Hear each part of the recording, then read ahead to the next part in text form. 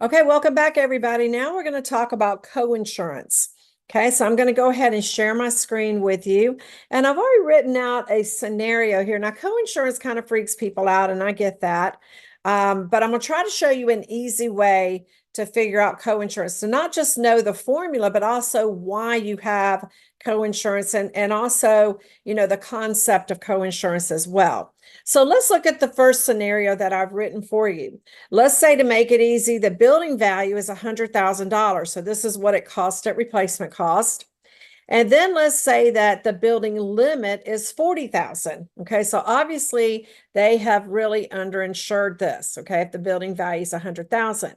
Now, if there's an 80% coinsurance clause, what does that mean? Okay, now a couple of things before we get started into the formula is, why do we need to worry about coinsurance? Okay, so why have coinsurance? The first reason is, remember that you have to have at least 80% coinsurance in order to get replacement cost on your buildings, okay, especially with your home insurance. The other reason is, if you don't have adequate insurance, because anybody could put $40,000 limit on there, because what are they concerned about? They're concerned about partial losses. Okay, so there's a chance of having more partial losses than there are total losses. So an insured could gamble and say, well, 40,000 should cover most of my losses, because in the 19 years that I've owned an agency, I've only had 2 total losses, thousands of partial losses.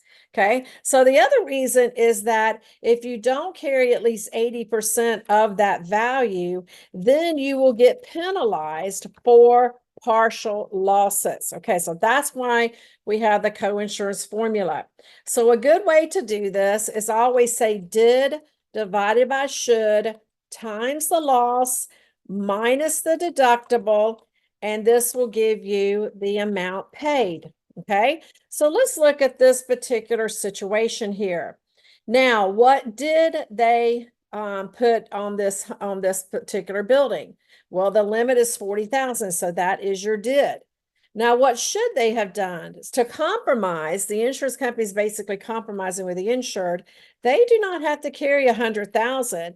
They can carry 100,000 times 0.80, which is a coinsurance. So if you take what they did carry and you divide it by what they should have carried, okay, 40,000 divided by 80,000, and you times that loss. Okay, so let's say that, for example, here, we have a loss of $10,000, just to make it easy.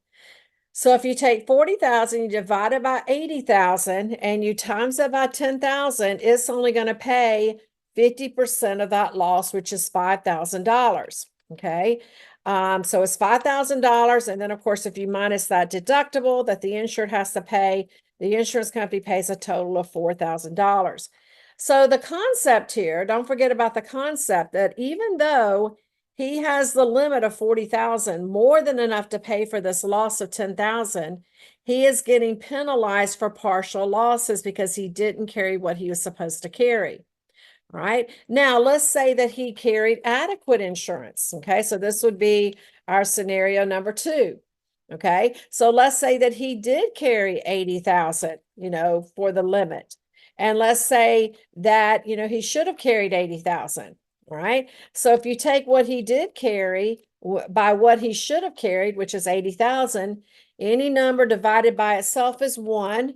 And then you times it by that loss of 10,000. And guess what? It's going to pay the full loss minus that deductible. If they have a deductible, go ahead and subtract that out before you say what the insurance company would pay. So with adequate, what they do here is they pay the total loss here. Here, you are getting penalized for partial losses. Okay. So the main thing to remember is you do a did over should. The should is the building value or the replacement cost times that coinsurance. Okay. And then you divide it by the loss, always minus the deductible if they give it to you. Why do you have coinsurance? Because you need at least 80% or more. You have to insure it to value to get replacement cost.